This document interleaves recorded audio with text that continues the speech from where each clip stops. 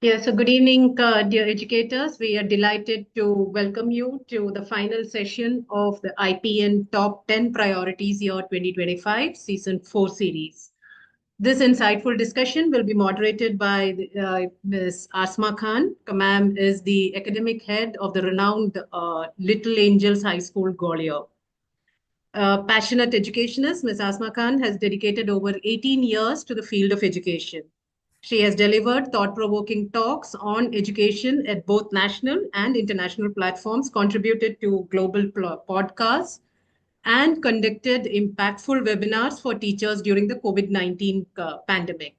Committed to lifelong learning, she firmly believes that education is part of the foundation of all progress and growth, both as an individual and as a society. So with that, I'd like to invite Asma ma'am. Over to you. Thank you so much. I'm audible? Yes, ma'am. Good to go. Okay. So good evening, everyone. It's 5:30 in the evening, usually a time when most of us would be enjoying a cup of tea, unwinding from a long day. But look at us. Instead of relaxing, we are all here, eager to learn, discuss, and grow together. And that, my friends, is the true spirit of educators. Always ready to evolve, always ready to strive to do better for our students. It's truly a pleasure to welcome all the passionate school leaders, teachers, and educators to this insightful session on the top 10 priorities of a school leader. Today, we are going to dive deep into what really matters when leading a school in this ever-changing educational landscape. So for the past month, IPN has been hosting a series of incredible sessions, bringing together some of the brightest minds in education. It has been a month of insights, discussions, and shared learning.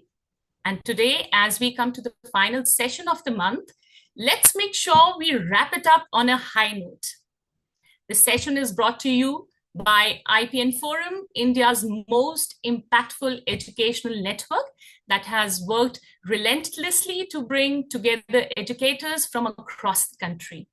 The mission to unite, inspire, and drive change in education for the betterment of future generations. I would also like to take a moment to thank Mr. Gaurav Yadav for giving me this opportunity to moderate this amazing session. His commitment to fostering dialogues and collaboration among educators is truly commendable. So education is, like the world around us is evolving, so is education evolving. We are guiding a generation that is growing up in high-tech, hyper-connected world, where information is abundant. The direction is crucial. As educators, it is upon us to channel the immense energy, equip them with essential skills, and prepare them for a future that is dynamic and unpredictable. To help us navigate this discussion, we have the privilege of welcoming Mr. Chandrashekar, the CEO of JGI School. Good evening, sir. Good evening. Thank you very much. Mr. Chandrashekar, often referred to as Dr. CSK, is a distinguished leader in the field of education with an impressive track record of over 22 years at the intersection of education and entrepreneurship. I would like to welcome Mr. Chandrashekar, and Mr. Chandrashekar has been recognized as a Time 40 Under 40 game changer, a testament to his impactful contribution to the field, his passion for nurturing future leaders, and his deep understanding of challenges faced by school leaders today make him an invaluable resource for all of us. Today, he will share his insights on the top 10 priorities for school leaders, a topic that is both timely and essential for anyone involved in education. So without further ado, let's get started. Over to you, Mr. Chandrashekar. Thank you very much, Mrs. Khan. And first of all, I would like to extend my best wishes to the IPN Foundation and IPN Forum because as an educator and also as a person who is invested in this ecosystem, the kind of work what IPN is doing and bringing to the forefront definitely needs a lot of admiration and applause because the kind of sessions, see, it's one thing to be there conducting industry specific or sector specific programs and conferences, but the whole utilization of the sector and trying to give the sector the nudge to move towards future and also keeping in times with the whole changing environment, as Mrs. Khan rightly said in the before introduction, as to how education around us is evolving. We are all, as teachers and leaders, we are also learning to get a handle on the changing VUCA world. And I think in that context, if you view the work what IPN is doing, I think it's definitely a boon and a blessing to all of us, be it these series of top 10 priorities for educators or school leaders going forward, or I remember that towards the fag end of the year, every year, they bring in the reflections on the year that was.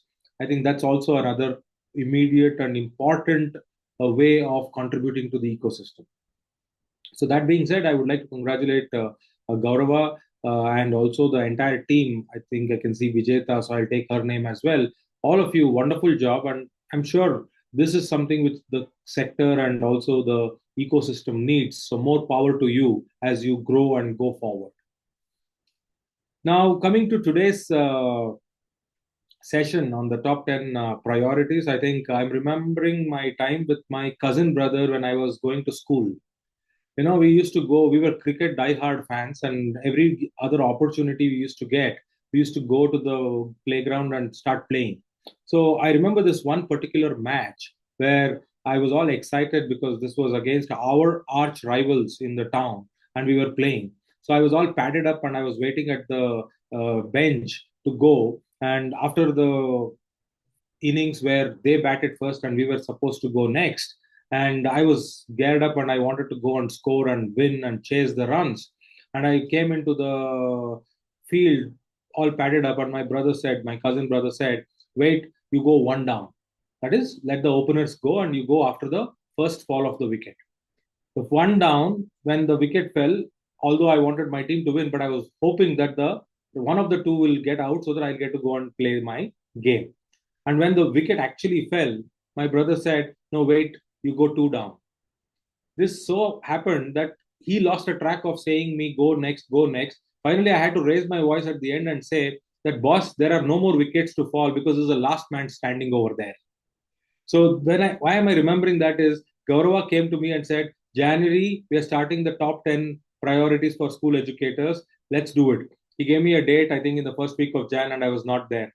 Then I said, okay, let's do it after Sankranti. Again, that date did not match. Finally, Gaurava raised his voice and said, listen, Chandra, this is the last session. You better do it. There is no more session after this.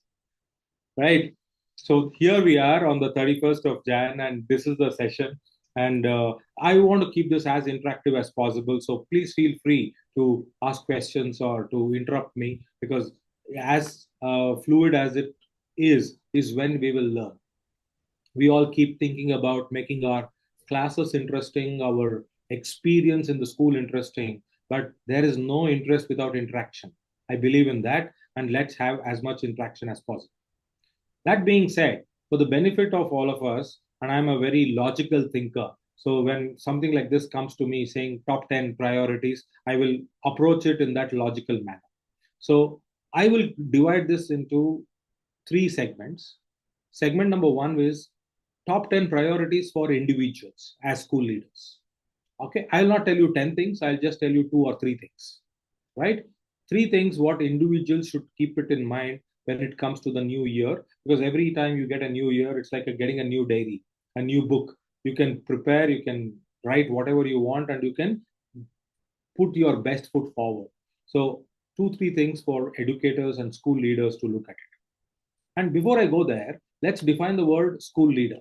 Who's a leader? Is it somebody with a position or a designation that, okay, I'm the CEO, or somebody is a principal, or somebody is an academic director, or somebody is a coordinator? Are these words who will define leadership? No. Everyone who has an ability to influence a few other individuals are in the position of leadership. You may be a teacher who is talking to your students. You are a leader of your class. You are the leader in the school. Even the student who has that influence over the fellow students, he or she is a leader. So I am defining leader as somebody who has the ability to influence their thought process and their way of thinking on upon few people around them. They define or they qualify to be called as leaders. So individual leadership is something which I will spend some time on. Then I go to the second segment, which is instructional leadership. That's what we all do, right? How are we able to better our game? Instructional leadership is something, maybe two, three priorities there. And then finally, we come to the institutional leadership, which is on the overall, how can my institution lead the way? So that's the whole way I'm dividing this next 15 to 20 minutes. And I would kind of keep 5 minutes on each of these segments. All right. Does it sound okay, ma'am? Ms. Khan? Perfect. Okay. So let's go forward when it comes to individual leadership. Now, you might have all heard this multiple times, but let me tell you my own story. 2018, 2019, I kind of took to reading very, very aggressively. And when I took to reading, I was chasing books.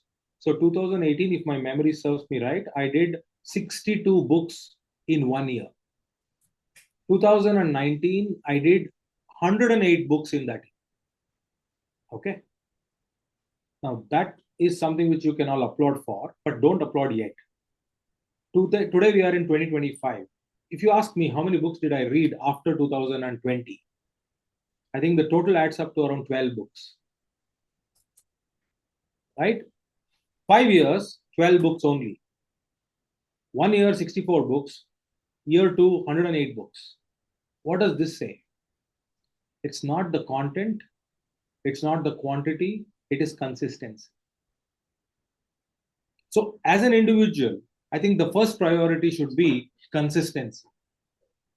You don't have to do 108 books, but are you able to do one book a month and do it for 6 years, do it for 10 years, do it for 15 years, do it for 20 years? Fundamentally, what I'm trying to drive you at is, are you being consistent at upgrading yourself? Book was my journey. It can be anything. It can be a webinar, it can be a training program, it can be a podcast, it can be reading, it can be attending workshops, whatever it is, to upgrade yourself. Being consistent should be our top priority in 2025 when it comes to upgrading our skills. Because I think Mrs. Khan rightly said, we are living in a world where everything around us is getting disrupted. And the only way to keep a tab on that is at least we are working cognizantly and consciously on upgrading our skills. That's number one. So individual leadership, priority number one is consistency. Second priority is all about following a very, very rigorous discipline to guard your time. I'm not asking you to be disciplined in following a timetable, but we are living in a world where distractions are more than attention spans. So, are you doing something meaningful and focused on guarding your time? You have to be protective of your time. I know when you step into the school, you're not in your control of the time. There is a schedule, there is a timetable, there are n number of planned issues, but there are n to the power of n number of unplanned issues. Right? That's fine. But you put that into the bracket. Somewhere you need to have a plan to protect your time to do what you want to deliver for that particular day. It can be reaching out to that one child. It can be spending time with one of your fellow colleagues and checking this clarification. It can be going and having a heart-to-heart conversation with your coordinator or your HOD or your principal and telling them that this is not working. You need time for all that, and you need to protect your time. You cannot be like, okay, if it works, it works. If it happens, it happens. If it doesn't happen, it's okay. I'll do it tomorrow. That tomorrow will never come. In fact, whenever I used to struggle with my homework as a child, my grandmother used to make me do this exercise. She used to say, go and write tomorrow on the wall. I'm a Kannada student or I'm from Karnataka. So she used to tell me to write it in Kannada. Nale. Nale is tomorrow in Kannada. And then she says, okay, come tomorrow and read what you've written. It says tomorrow. Day after you read what you've written, it says tomorrow. So basically that has no meaning. So you need to do it and you need to protect your time to deliver. That is the second priority as an individual. And the third and the last priority I will spend on when it comes to individual leadership is you trying to challenge yourself. You need to prioritize challenging yourself. We have heard this saying, okay, let's get out of the comfort zone, because out of the comfort zone is the growth, out of the comfort zone is progress, out of our comfort zone is the success. But are we challenging ourselves enough? It can be as simple as learning the new technological tool which is available. You've heard of, like the latest one you have heard of is what? The next competitor to ChatGPT. Right? What is that called? I'm asking some of you to respond on the chat so that there is some interaction. What is that name you have heard of? The competitor to ChatGPT? Let me start. It's with Deep. Complete it for me. Yeah, DeepSeek. Right? So, how many of you went on to your Chrome or your Safari and typed DeepSeek and tried to open a free account after hearing it for the first time in the newspapers or in the channels? That's called challenging yourself. Moving out of your comfort zone. Yes, there is Priya who says, yes, I did it. Many congratulations to you. Yes, Shubham, congratulations to you. That's challenging yourself. It's not enough because we are all educators. If we don't get out of our comfort zone, how can we expect our children to get out of their comfort zone? Leading by example is the only way to lead, right? So please get into these things. So these are the three individual priorities which you need to keep as the year unfolds in front of you. So if somebody can summarize the three individual leadership, priorities in the chat, it will benefit the other attendees as well. So that's my segment of section number 1. Any questions so far? I'm open to answer them before I move into the next segment.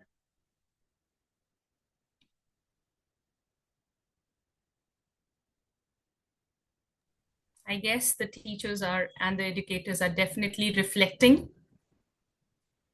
Great. Thank you very much. Somebody has summed it up, so that will help us as well. Yes. So thanks for that consistency, guarding your time with discipline, and challenging yourself to move out of your comfort zone. All right. Moving forward, we talk about instructional leadership. So instructional leadership, what should be the top 10 priorities or few priorities for 2025? I was hearing to a few other series in the past, the 3 series which happened in terms of top 10 priorities, and people spoke a lot, and I agree to almost all of them about SDGs, about how we need to keep in mind the overall contribution to the ecosystem or to the schooling and to the education fraternity. I agree to all of that. But when I talk about instructional leadership, when I talk about instructional priorities, I think the first thing for me which comes is your structure. The structure of the pedagogy, the curriculum, and the interplay of that in your school is very, very, very important. Now, when I say that, what do I mean? We all have I've been hearing about, okay, that school is doing this best practice, there is another best practice here, that's all fine. That's all fine. But you have to have so much of rigidity to your structure that you can't just simply keep putting every best practice into your system just because it's working for X, Y, and Z.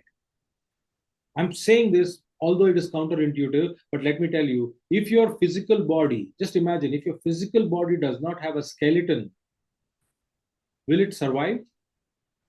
It is the skeleton which gives us the structure and the rigidity to the whole system. Right? Of course, the look and the way we build ourselves and the way we carry ourselves and the personality, the characteristics, everything is different to all the 1.4 billion people on this planet. But the structure remains very rigid. Please understand that. Your academic structure, the model of academics in your school should be your priority when it comes to instructional. Because it is one thing to keep it fluid and keep it flowing, but the most important thing is, can it be a structure where the interplay between pedagogy and curriculum is controlled and it is achieving the desired objectives. Correct. There are many situations where I see in my own school, we have a chain of 27, 28 schools with 30,000 students and other things. But in my own school, I keep seeing a lot of fundamental related problems where people come to us and say at the end of the quarter one or term two, they say that, we were not able to complete this. We were not able to do that. Can we skip some lessons? Can we remove that from the question paper? And as a chain, our question papers are entire planning is all standardized and centralized. Now it's very difficult for us to keep dropping and keep adding and all that at the end. One is the operational pressure on the people, but look at the objective pressure.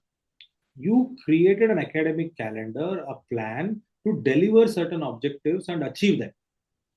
But because of whatever reason, you are not able to live up to that objective which you have defined in the first place. Correct. That's the sad thing. So as an instructional leadership, priority should be have a structure and clear cut model to deliver that. That's number one. And that's missing. And as a leader, we need to look at it. I'm not saying it is missing 100%, but according to me, even if 20% it is missing, it is missing. Well said. Right? Then the second thing, I think we've heard and we have deliberated a lot about assessments. And now NEP talks about assessment of learning, assessment for learning, and all that. But I think there is also important angle to look at it as, can we, as simple as this, can we have a portfolio methodology to assess? Can we have a portfolio system where all my children can have a nice little folder where all their work is completed, compiled in one particular term and then the other term, and that folder or that particular file gets handed over to the next class. And today we have got a lot of digital tools. Yes. There are ways to computerize and reduce the paper, the pressure of keeping them, safeguarding them. But imagine it is looked at from the point of view of, oh, it is too much to carry and to keep handing over to the next class or to keep everything in one place. But you are doing a great deal of service to the child. That portfolio, like today, I like to go back to my childhood albums and look at the photographs once in a while, although the albums are missing. But can I imagine what a child will feel when the child is going back and looking at how he or she has progressed? We are doing piecemeal approach. Let me give you another example. Please indulge with me. You don't have a portfolio system. There is a teacher, and we also have an attrition. The teachers are leaving. There is a churn out of talent, another thing. So what happened in grade 1, 2, 3, 4, 5, or 7 and 8 is totally missing. The link is missing when the child is in 9 because the teacher is gone, system is not recorded it, another thing. And then at grade 9, you want to do career counseling. And then you ask fundamental questions to the child saying that, where is your interest? What do you like doing in your free time? Who are your friends? What kind of hobbies? If you had a portfolio, just go through it for 10, 20 minutes about the child's portfolio. You have the whole picture in a very chronological, sequential manner. Absolutely, can't agree more. And then where is the need for you interfering into the child's life? Because remember, at grade 8 or grade 9, the child is a teenager. The child has already developed a sense of identity. Now, suddenly you're asking certain questions which may be embarrassing for the child. Right? So you have that portfolio and you look at it, and then you are able to give that kind of a right guidance to the child and then take it forward. So instructional leadership or instructional priority should be to have a solid portfolio system for your children in your classrooms. And I'm being very cognizant of the fact that in this 100-member audience, and then people who will watch it later, there are schools from different corners of the country or maybe the world, and also these schools come in different shapes and sizes. But I am telling you things which any school can implement almost effortlessly. I'm not looking at, try to do something where only some kind of schools can do it or IB schools can do it. No, you can do it. We all can do it. So that's the second priority in the instructional segment. Third, and most important, let's tame the technology piece. We keep talking about technology, and many of us sign off with this popular line which says technology will never replace teachers. As long as we are available and that human touch is there, that personal touch is there, that emotion is there, technology is never going to replace teachers. Fine. There is one thing, or that is one way to do it. But the other way to do it is just to turn it around and ask yourself and face that question head on. What if technology replaces teacher? What will you do? What will you do? I mean, we thought schools can never close, but COVID told us that schools can close. Right? What did we do? We ran helter-skelter, things wanted to settle down. It took us good 3 to 5 months. And then finally we got into the new normal, and the new normal was online classes. And after the online classes, the fatigue set in. And then today, where is the online classes? Where is hybrid learning? That means the one way to look at it is when we are pushed to the wall, we will adapt. But as long as everything is going fine, we don't want to adapt. We will continue the way we are. That's not the way to look at technology. That is not the way to look at technology. And I think that is the thing I'm bringing it to your consideration. Look at technology or make it your priority in 2025 to look at technology as your partner in progress. See, when we used to become teachers or when we used to go to teacher training, we used to look at it as, psychology is important. Child psychology, classroom management is very important to understand the child's psyche and then to give the child when the child is ready to receive and all that. Today, technology is also equally important. In fact, we are late, but better late than never. We need to embrace technology with open mind and open arms. We need to bring that into our lives and the way we do it. No, but we are talking about the other debate on screen time. Yes, but are you really talking no screen time, or are you looking at screen time management? Because if you are talking as no screen time, then I'm sorry, that's a joke which we are playing on ourselves. We are thinking no screen time, but everybody out there are addicted to screens, are hooked to screens. Our own children spend on an average 2 to 2.5 hours on screens. Okay, so we are not looking at screens. We are looking at screen time management. So technology is, don't give reasons to ourselves saying, no, we are telling to people to go on screen by embracing technology. No, technology can be multiple ways. As simple as, I know the school here in Hyderabad who runs this particular program, and I really like it. You know what they do? They say that, okay, we need to improve spoken English.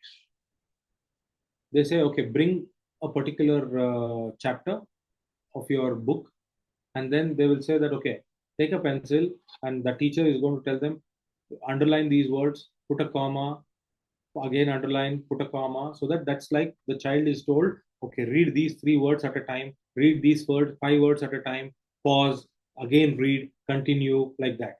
And then what that teacher is doing is she's opening her phone, the school phone, of course, and that's a session. It's not her personal phone, and she opens the voice recorder or the memo recorder, and she makes the child read it, record it, and replay the same voice clip to the child. The child is listening, and then the child knows where he or she went wrong, and then the next time the child is better. Is it not a technology? There is screen here. So the point here is, can you look at different simple tools of improvising your delivery? That should be your priority. You can call it innovation. You can call it out-of-the-box thinking. You can call it what you want. But the priority here is, can I bring in technology so that The technology is able to help me deliver it better, faster, cheaper, and better. That's the thing. So these are my 3 priorities when it comes to instructional leadership. So again, if anybody can sum it up and put it in the group or the chat window, it will help all of us and also Mrs. Khan. And any questions? So yeah, there's just one thing that I would like to know, Mr. Chandrashekar.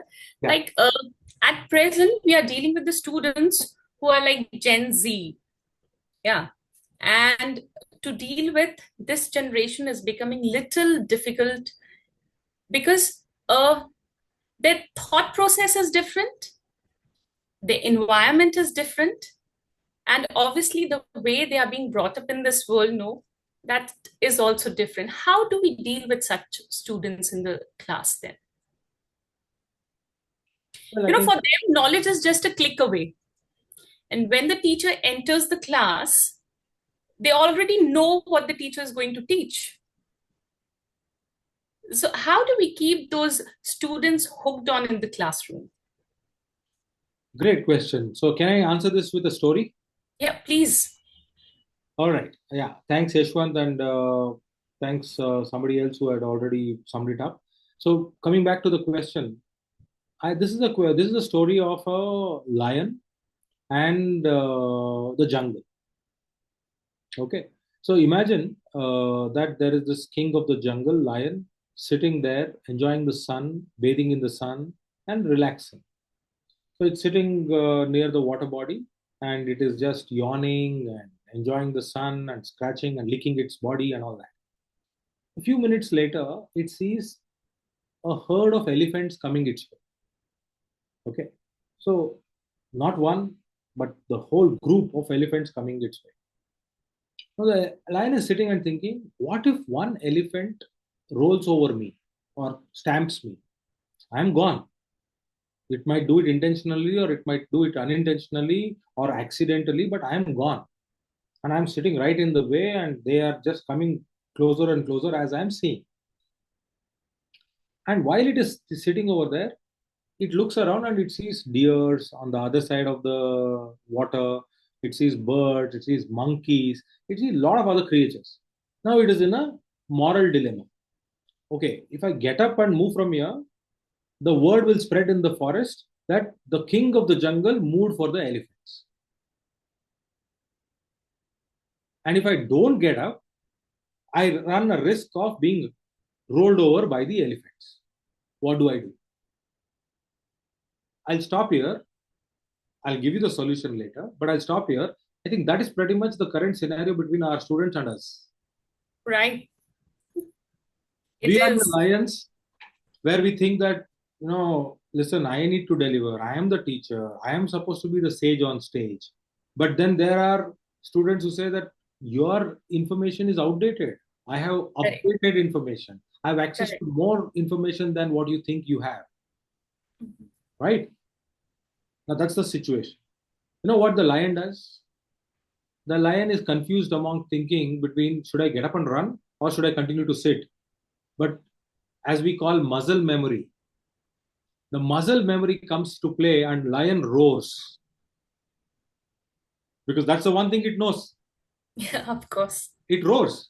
And hearing to the roar, first elephant moves towards the left and the rest of the herd of the elephants start moving to the left. And before it realizes, elephant is on its way on the other side and the lion is safe. So what I mean to say is the solution here is face your fear. And the fear is if you think the children are going out of hand, if you think the children are having more access to information, if you think the children have, the one thing you know better is you are a teacher and you know to connect to children. In fact, it is not your B.Ed degree which made you the teacher in the first place. It is your ability to connect to the children which made you the teacher in the first place. Absolutely. It is your passion to be among children.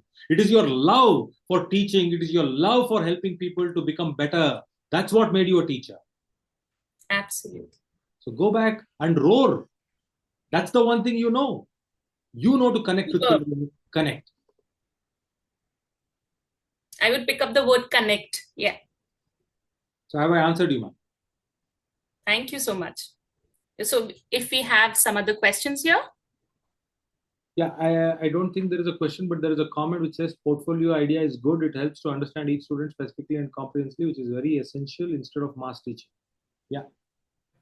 Thank you very much, Mr. Murli, for summing it up. Okay, so now I think we will move towards the last part of my priority list. And my last part of my priority list is the institutional leadership. And this is my favorite because as a CEO, I keep talking about this. So I've kept 4 priorities for this, right? So 3, 3, and 4. That's how I divide my 10. All right. So the first thing I believe is important is we as leaders, you may call us management, you may call us school owners, you may call us school leaders, head of schools. I think we are a little too occupied with inside out view of our school, which means we are looking at everything from the perspective of what can make my life easy. I need a principal, I need a vice principal, or my vice principal should be doing this, my HOD should be doing this, my teacher should be doing this, my admin officer should be doing this. This is the inside out view. Even when it comes to stakeholders like parents, we say, we have newsletter going out, we have this communication coming to you, we have that thing coming to you. That's all good. But how about looking at it from the world view? Can you look at your school from, or the way the society around the school is looking at your school?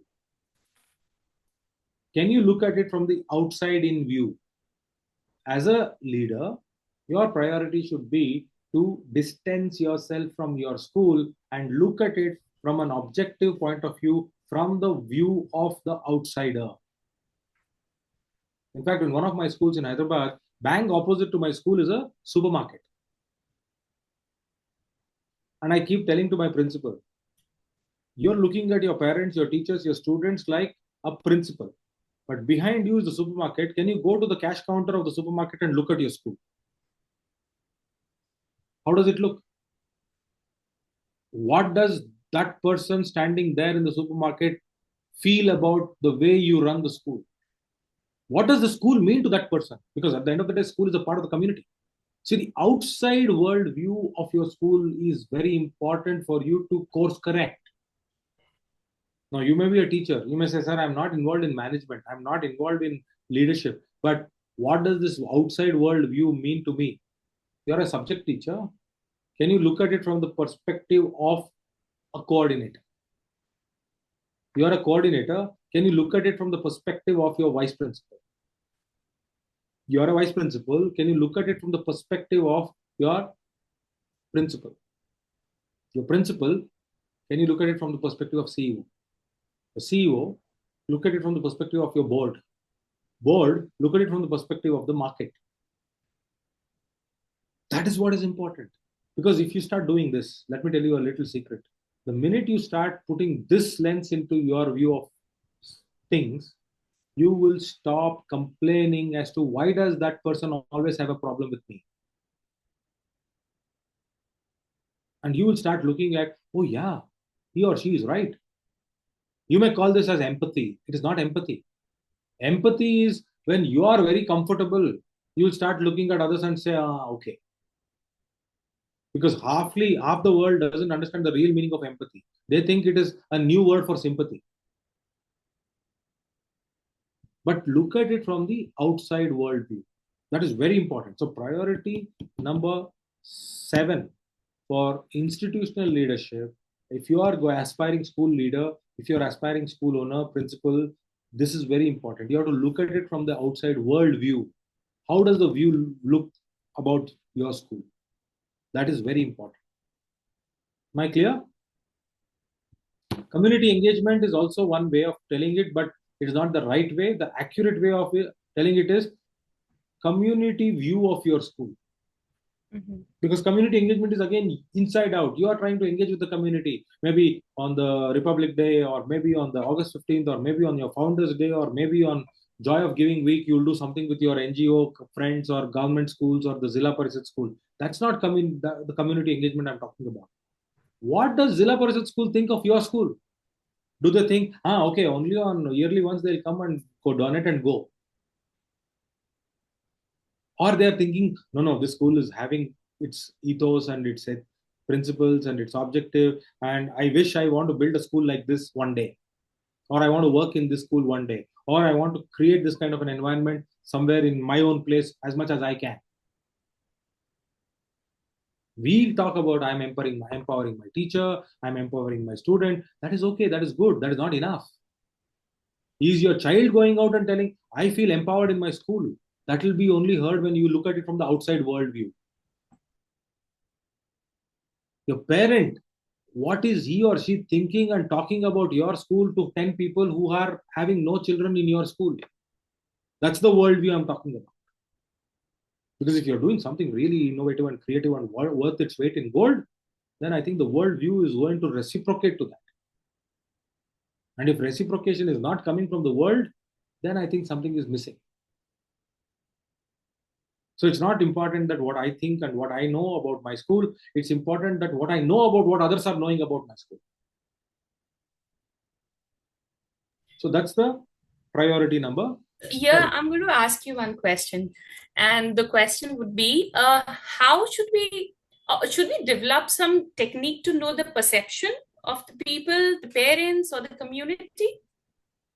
Yeah, I think there are many ways to do it. It's a good question. There are many ways to do it, and the simple way to do it is listening. Listening about how people are communicating to you. Because see, when people are talking to you, parents are talking to you, when vendors are talking to you, they are not talking to you just words. They are communicating to you feelings. They're Right. communicating to you gestures. They're Mhm. communicating to you certain mannerisms which they don't even realize.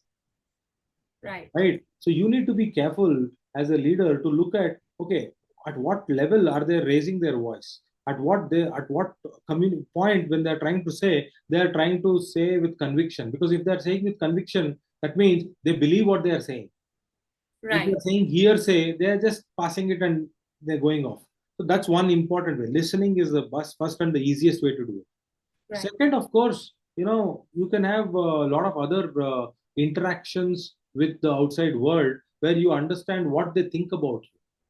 Like, for example, you can call a group of, like CBSE, you have a lot of opportunities where nearby cluster people come and talk to you. Right. Right? You have these examination duties and all these neat exam. So you have other teachers coming into you. Correct. Are you listening to them? Are you even asking them some questions where you get to know what is their feedback about your school? Right. So there are many such opportunities to do that. Annual day, okay. But after annual day, are you inviting some few people who are not your parents but still listening to them? Mm-hmm. So the school management committee, that is another place where SMC you can hear to people who, because you may not be going and asking somebody, but the SMC members who are there on your committee, they are all people connected. Like doctors are there are advocates, Right. and so they will tell you what the world around you is thinking about your school. Correct. So I think these are the techniques. Yeah. Next, as an institution, we need to look at how are we delivering holistic education. I think institutional leadership is all about that, where you can bring in your vision state. Okay, somebody, the founder or the chairperson, and when the school was established, has clearly written a vision statement and a mission statement. But I don't want to embarrass anyone by asking, do you remember the vision statement of your own institutions by heart? Or is it just a nice piece of artifact which is lying in your reception? Or it is printed on your diaries? Why I'm asking you this is, if as a head leader, if your priority is not to enlive or bring that vision to reality, then what are we talking about? So bringing your vision to reality should be our topmost priority when it comes to institutional leadership. That's the thing. That's the reason we exist, isn't it? So, and many schools use the word holistic. Many schools use the word all-round development. What is all-round? Are you defining all-round? Is it one dimension, 5 dimension, 7 dimensions? What is all-round? And that all-round development, everything should be focused, and only you as a school leader can do it, because rest everybody has their roles and responsibilities defined. So you need to look at it from that perspective. So the second element in the institutional leadership is, if you have defined all round, if you have used holistic, if you're looking at a vision statement, what is that you are doing to bring that vision to reality? That is your second priority when it comes to institutional leadership. Third, value addition or constant progress, or as the Japanese call it as kaizen, continuous improvement. Continuous improvement, kaizen, K-A-I-Z-E-N, is the philosophy of Japanese, where they say that continuous improvement is the key to go progress, incremental progress. As an institution, are you improving continuously? That should become your priority. Now, when I say as an institution, from the watchman to the chairman, everybody has to have that zeal to push the needle forward. So you need to look at it from that perspective. You need to bring that particular thing to action. Now, how do you do it as a leader? Is, are you able to sit down and strategize for everybody? Because as leaders, we look at results. As leaders, we look at admissions. As leaders, we look at the bottom line. But what is happening? Are you even thinking of bringing in some kind of an element of surprise training and excitement for your security guards, for your housekeepers? In fact, one of the schools, I remember, they brought in this concept of, by turns, students used to lead the reception, the front office. Yes, continuous growth. So why students are leading? Because one time one of the student is there at the reception, and that parent came and the parent behaved in a rude way. The student understood how to handle it. The parent understood how to not behave. Right? So are we challenging the status quo continuously as a leader? You need to keep doing that and pushing it for continuous improvement. And that is possible. It is not that, no, I'm too busy in my own chair and I don't have the time. That is one way of doing it. But the other way of doing it is this. The other way of doing it is, can we change the needle or the goalpost for everybody in my organization? If I have 200 people, if I have 230 people, or if I have 350 people, is everybody having a goalpost to aim at? And that comes with communication. Huh? You need to communicate with them. You need to tell them what is expected out of them. Like how we are having this session of top 10 priorities. Can you have top 3 priorities for their department for this particular year, 2025? And then maybe by like IPN, we can come back in November and say, how did you do on your priorities? Right? So that's another priority which I would like to talk to you about. So that is my second priority as far as the institutional side is concerned. Third, I think you need, or as institutions, we need to look at the whole society at large as our student. The one common discussion I keep hearing in any forum I go, or in any roundtable discussion, is like, today we don't want to educate children. Children are very good. The real problem is parents. We need to educate parents. It is the parent who need to be told what to do and what not to do. I will go the next level. You don't have to educate the parent. You need to look at it from the societal point of view. As a leader, your priority should be to look at the trends of the society and try to course correct and adjust your sales to look at where the society is moving. Forget about education, forget about syllabus, forget about course completion for 10 seconds. Look at the big 3 or 5 problems which the world is addressing today. The first problem, climate change. Before that, problem of intolerance. Right? Before that, problem of poverty. Then you have the problem of maybe resources, yeah, adulteration, resources which are depleting. Now, what are we doing to look at it? It's not enough if we teach our children global warming. It's not enough if we teach our children that, okay, you should not lie, moral education, life skills. No. Your institution should stand for something. Remember, whenever there is a port and there is a beach and there is a seabed, there is a lighthouse which gets constructed. Why? That lighthouse guides the whole community of ships. It doesn't matter whether they are Indian ships or abroad ships. It gives them the guidance. School should become the lighthouse of the society. The priority is you stand for that particular thing. We all take pride in talking about Rabindranath Tagore's Shantiniketan. I did not go there. Some of us may not have visited there. Some of us may not have even studied there. Few of us are fortunate to even go there and study. But the point is, why do we talk about Shantiniketan? Because it was a lighthouse institution. There are many such institutions in the country, in your own towns, in our own cities. But then we just talk about them and forget. Why are we not looking at making our institution a lighthouse? May not be for everything. So when is that possible? That is possible only when we look at society as our canvas. Our canvas is society, and then we start contributing to that particular thing. It will not happen if you look at your campus as your boundary. It will not happen.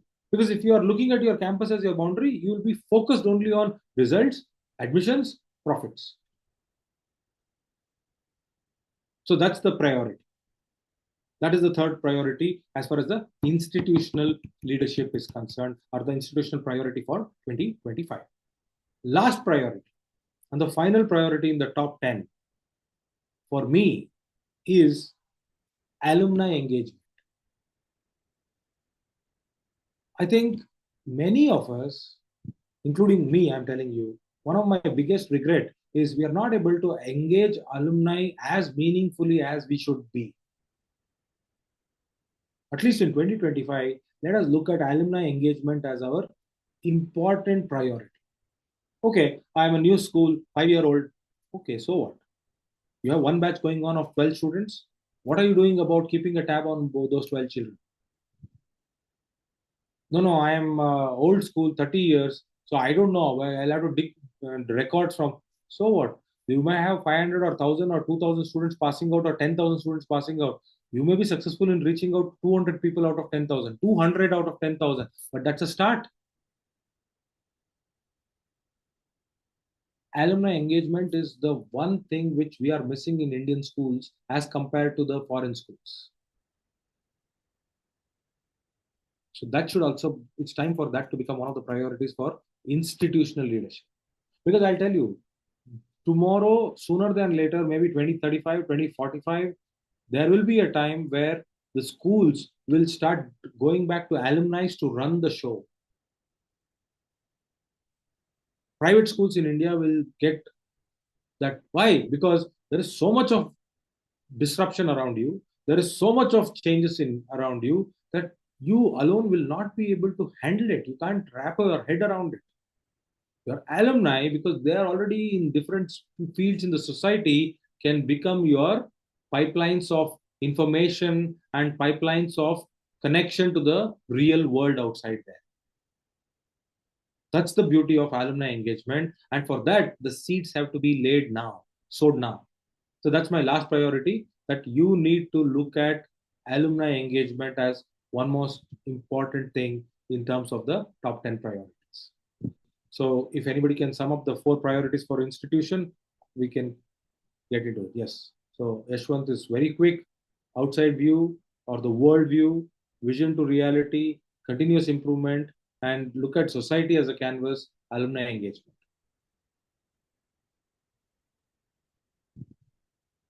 Thank you, Yashwant. Mrs. Khan, back to you, but I'll just take a second to read Murali Mukund's comment. Yes, please. Holistic education is limited in ideas and not implemented in the present system of education. Where is the block? Management staff or parents very rare to find such an institution in the present commercial system.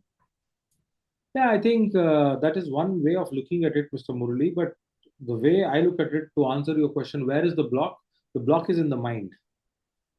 See, holistic education will not get achieved if I say, okay, do whatever you want from April to August, September, and October onwards, forget everything and focus on exams. That's the mental block we are talking about. Parents, the mental block is till seventh grade, it's okay, ma'am. My boy or my girl can play any game, any sport, nothing matters. But from age standard, don't make him go to the ground, make him sit in the class. And ninth onwards, he will not even come to the school all the 225 days. You give him attendance waiver because he's going to test prep classes, he's going to IIT JEE. So that's not the way holistic education happens. So the block is in the mind. Yes, Mrs. Khan. Thank you so much, Mr. Chandrashekar. It was an incredibly insightful session and truly a TED speaker. The flawless way in which you have delivered this talk gives us a clear picture of how you must have inspired over 50,000 individuals across 4 continents. So now I'd like to open the floor for a question and answer session. It is a great opportunity to dive deeper into the topics we've discussed today. If anybody would like to share their thoughts, ask questions, or discuss how we can apply these insights in our own context, please feel free to do so. You can show us a virtual hand and then we'll unmute you. Anybody? Ms. Vijita? You are there? Sudha Rani as... Yes, ma'am. Sudha, ma'am. Yeah. Good evening, everyone. Am I audible? Yes, I can hear you, ma'am. Yeah. So I truly loved all the priorities we're discussing about, and especially what actually captured my thought was the lighthouse idea. It was truly amazing. Thank you very much for sharing that. And the first priority also, when you were talking about the approach or the look from the society side. But when we talk about listening to parents, when parents come, sometimes it happens totally different. I'm sorry, Miss Sudha, you are not audible. Oh, I'm sorry. Am I audible now? Clear. Yes. Yes. Yes. You want me to repeat everything? Yes, please. Right. Firstly, I loved all the priorities shared by Chandrashekar sir. Especially the lighthouse one really was amazing. I really loved it. Okay. And the other important thing I wanted to check with sir is, see, when we are listening to the parents, yeah, I understand. But what should we do when the parent comes and throws a decision saying that, okay, I found this mistake in the book, and there are 1 or 2 mistakes, so I feel the school is not right, so we are moving off the child to another school. How do we deal when they are throwing decisions on us? Okay, so basically, if I'm getting you right, you're trying to ask that if the parents are cribbing about few flaws that they come across, how to deal with them, right? Yeah, and they throw the decisions into the connection, my child is not there. Sorry, didn't get. We got the first question. Dr. Chandrashekar, if you would like to answer it. Yeah, can you just repeat that one more time, ma'am? Yeah, so she was asking how to deal with parents who crib about everything or small things that come across, like if they notice some flaw in the school system. Yeah, so I think the best way to do that is setting the expectation right at the beginning. See, every school has this ceremony or the religious tradition of doing a parent orientation program at the beginning of the academic year. We call it induction. What do we do there? We talk about school policies. We talk about what is the way we are planning the academic calendar or year and other things. Can you spend a few minutes there talking about expectations? And be very clear about your expectation setting at the beginning, saying that, listen, we are not gods. We are humans. We are also bound to make mistakes. We can create this particular platform for better learning, but then we need to set that expectation clear, one, and also don't stop there. Everything what is communicated should have three angles to it. Number one, what is the practice? Second, what is the process? Third, what is the outcome? You tell them very clearly, this is the practice, this is the process, this is the outcome. If there is anything which is really, really good from the point of view of the parent, please incorporate it for the next cycle. Take the feedback, because they say feedback is the breakfast for champions. Take the feedback and we improve next. But that's the only way to do it. And in spite of all this, again, because I am a realistic person, I tell you that in spite of all this, there are parents who will come and blow their head off. Right?